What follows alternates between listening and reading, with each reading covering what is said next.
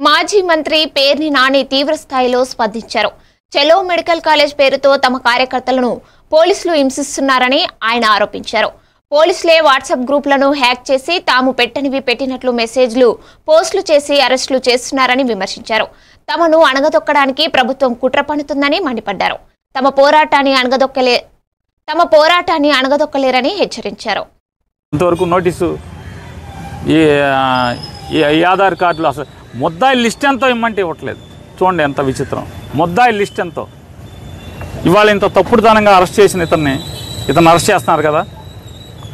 ఒక ఆర్ఎంపీ డాక్టర్ని ఇంటికి వెళ్ళి పోలీసుల సమక్షంలో ఒక సబ్ ఇన్స్పెక్టరు 3 కానిస్టేబుల్స్ ఉండగా ఇల్లంతా ధ్వంసం చేసి అతన్ని సావబాది హత్యాయత్నం చేసి కాళ్ళు చేతులు ఇరగ్గొట్టి మోకాళ్ళ మీద నుంచోబెట్టి వీడియోలు రికార్డ్ చేస్తే ఇంతవరకు వాళ్ళ మీద నోటీస్ ఇవ్వాల.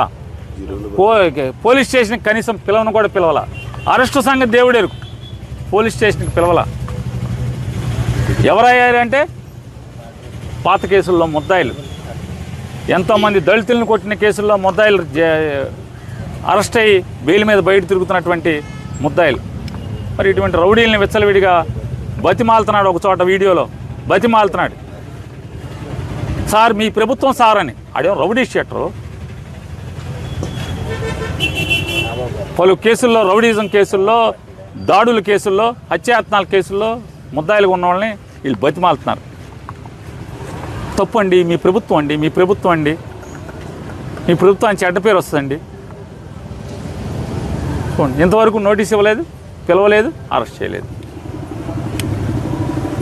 ఇది పోలీసు వ్యవస్థ బందర్లో ఎన్ని కాళ్ళ మీద నడుస్తుందో ప్రజల్ని నిర్ణయించమని ఆలోచించుకోమని విజ్ఞప్తి చేస్తారు. ఇంతవరకు